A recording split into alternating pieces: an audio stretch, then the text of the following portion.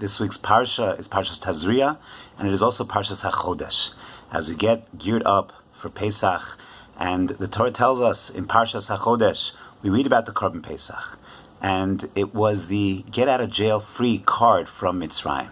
It demanded of us, Chazal tell us, to take a seh, take the animal that represented the God of the Mitzrayim, take it 4 days before the Korban, on Yud Nisan, hold it for 4 days, and then shecht it, then slaughter it, and then roast it, but not just roast it in a regular way, roast it as the Torah describes, rosho al kra'av, sticking a skewer in it and roasting it in front of the Mitzrayim.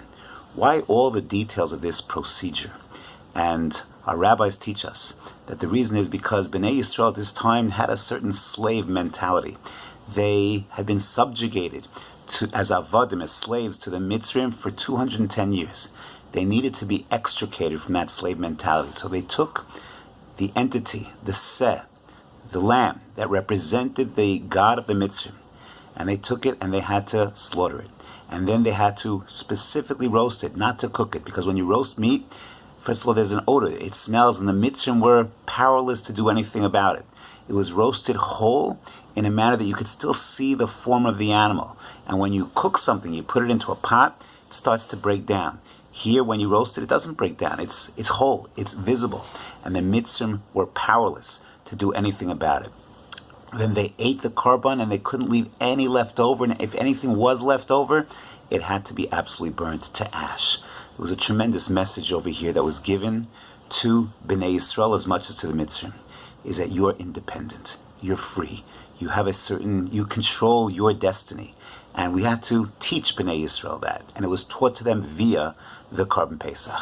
You control your destiny. You do what you're supposed to do. Have your eyes la'avinu shebashamayim, and go with confidence, with conviction. It's a core lesson in life, is that there's a lot of Mitzrayims around us, a lot of things that challenge us, that push us down, push us back, that enslave us.